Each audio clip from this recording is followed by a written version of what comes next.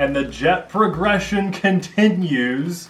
Now with the F-16 Thunderbirds 70mm 12-blade EDF. This is now getting into this performance jet, which is kind of what I wanted to end up at. When I started with my F-15 Eagle and I realized, hey, jets really aren't that much different than flying a regular plane like a Warbird or, I don't know, just any sporty type of plane.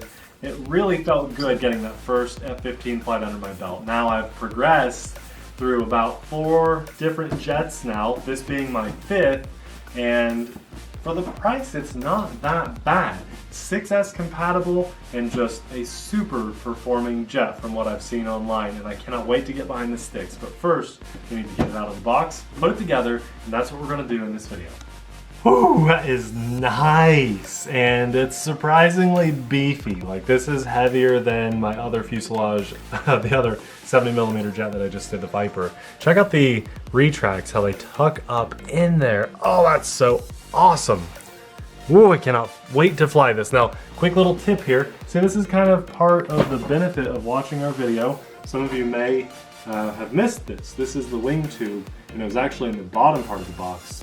The only thing that was underneath, on like the bottom part of the entire box, flip it over, wing tube was hiding in there. So you don't want to throw your foam box away until your jet is completely built. That's a good tip for all airplanes. Never throw the box away until you're completely built.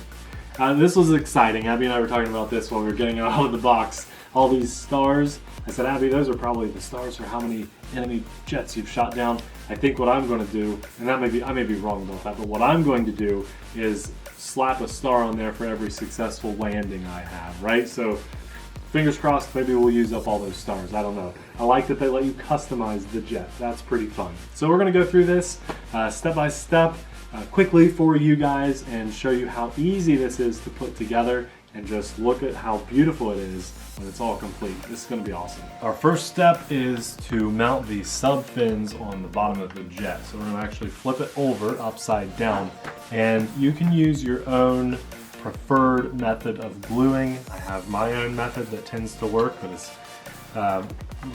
recommended to use a thin CA glue, so I highly encourage you to do the same. When you put these sub fins in, it's actually very important that you only apply the glue to this little extended layer. Don't apply it to this portion, because when you place this in the slotted area, it's very important that you can still have access to your ducted fan here, and through this hatch with these 2 screws is how you do that. So if you apply glue both to this area and this area, then you cannot get access to that. Now we're going to install our horizontal tail halves. So we've got 2 of them.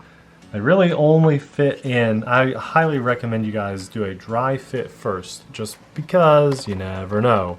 So make sure it fits nice and snug in there. What you're going to do is apply a little bit of glue along the flat surfaces in here. Again, your foam safe CA glue, or maybe your own preferred method, and just wait for that to dry on both sides. That is massive. Yeah, it's awesome, isn't it? It's coming together so well. I mean, it's just horizontal stabilization and those little fins down there, but ooh, it's looking so good. That is sweet. And we don't even have the main wing on yet. I was trying to look down the tube here with the air intake, trying to figure that out. If you look, the air is getting sucked in primarily through here on the front.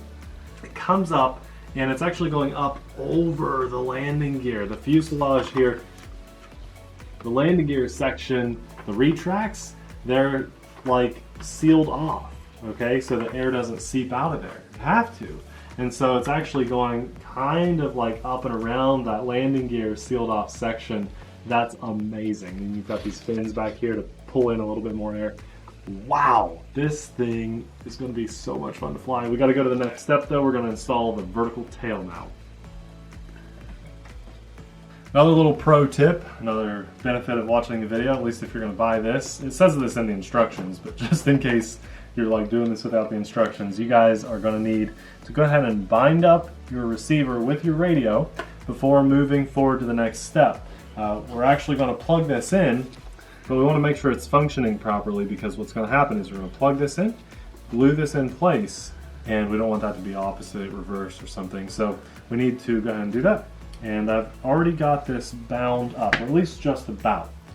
I've set up a new model in my radio, and with safe technology on this, I just need to plug the bind plug in to my receiver. You guys ever wonder why sometimes on YouTube the main step that you need to see, how did they get that plugged in there, isn't recorded? That's because I was holding the wire back while Abby plugged that in for me, so my camera person was away. So you may need an extra hand. Plug in your bind port. That one on the end. Right where it says bind, and we're gonna go ahead and plug this in. Look at that. Boom! Brick. Huge brick. Building houses.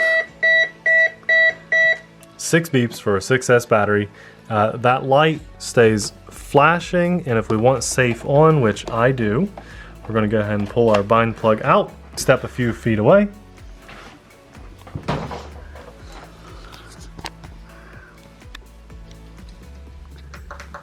Guys, look at our floor right now. Airplanes! There's no Hold the bind button, throw our switch.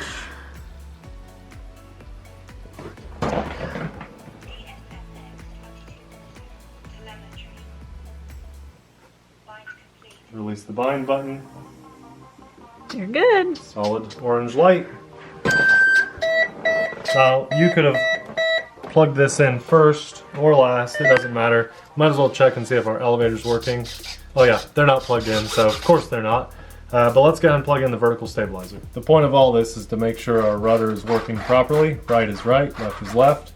You want to make sure, you know, this isn't like way off center or something. So that's why we're checking that. It's all working, so we're going to disconnect the battery and glue this in place. Just apply a thin layer of CA glue on the foam inside, and now I'm just pressing and holding it in place. I want to make sure it's perfectly vertical, 90-degree angle here, but it does sit well on its own. So we're just going to wait for that glue to dry and move on to the next step. Bye-bye. He's my building buddy, yeah. So I know he's not chasing stuff on the videos that often anymore, but this is what we do all the time here at the house.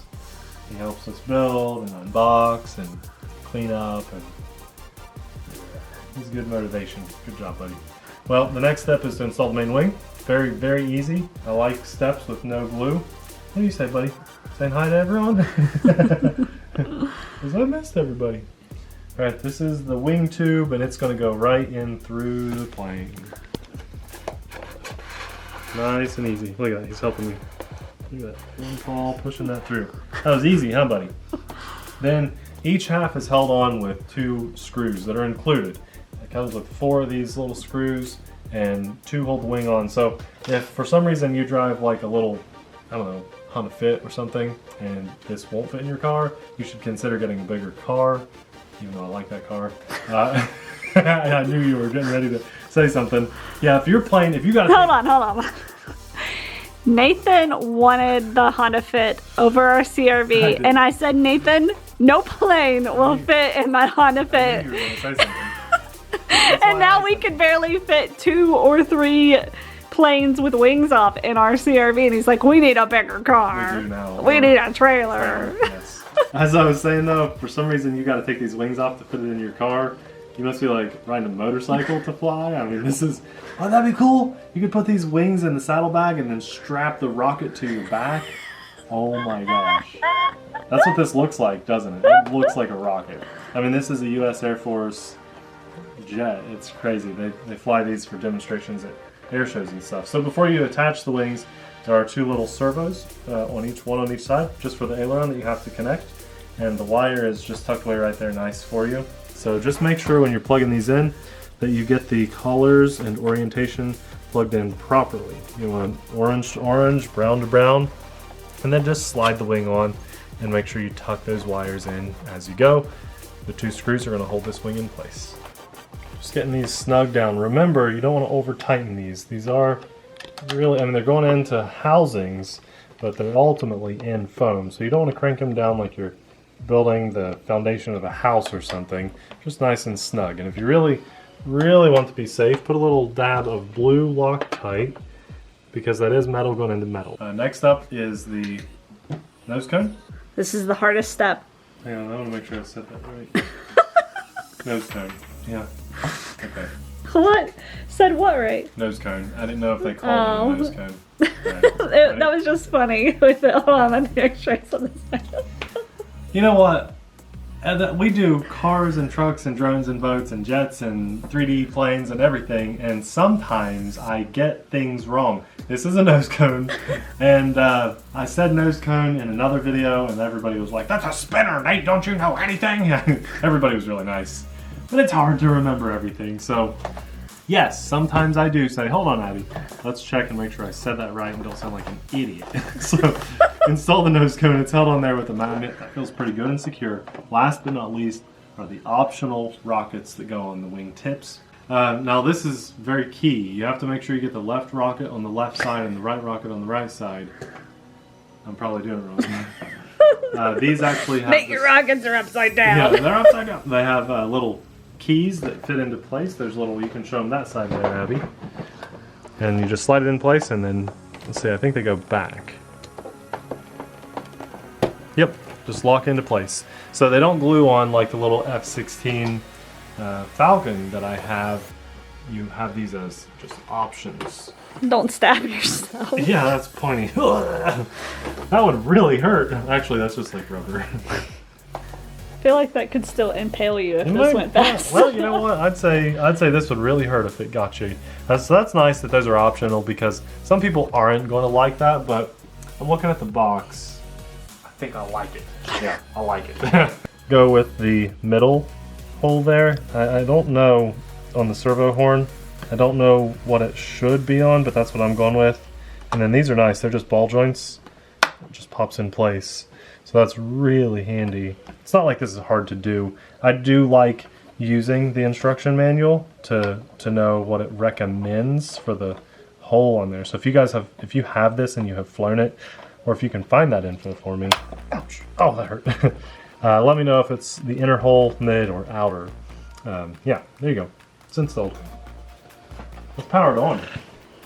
Ooh, you ready? Yeah. Gosh, I can't wait to fly this. It's alive!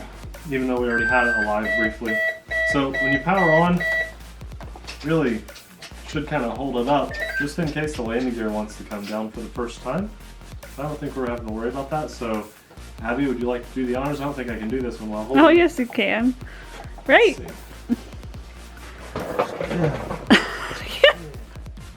You're making this way more complicated here we than go. it should be. You ready? Yes. Should be the landing gear. There we go.